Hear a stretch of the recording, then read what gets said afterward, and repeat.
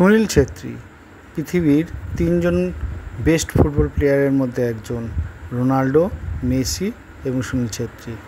কিন্তু এই ভারতীয় একজন ফুটবলার এত ফেমাস হলো কীভাবে? তার জীবন শৈলীর ওপর নির্ভর করে। সে রোজ সকাল 5:30 থেকে 6টার মধ্যে ঘুম থেকে ওঠে, 1 গ্লাস উষ্ণ জল খায়,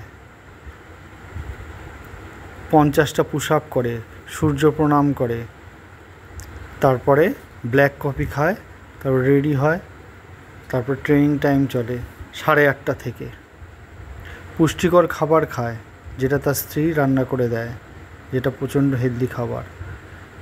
12:30 সে দুপুরের খাবার খায়, 1:30 থেকে 2 সে বিশ্রাম করে, 3টে ওঠে, 3টে থেকে 4:30 পর্যন্ত সে আবার প্র্যাকটিস করে এবং জিম করে।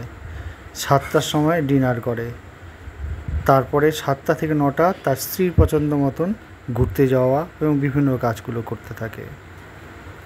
আর তারপরে 9:30টার সময় সে শুতে চলে যায়।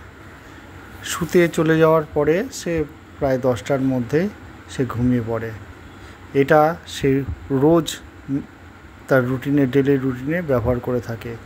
যাই হোক না কেন, যতই যা হোক না কেন, সে এগুলো পুঙ্খানুপুঙ্খভাবে পালন করে। তাই যদি তুমি একজন ভালো ফুটবলার হতে চাও, তুমি অবশ্যই নিজেকে এইভাবে গড়ে তোলো এবং আমার চ্যানেলটি লাইক, সাবস্ক্রাইব করে রাখো।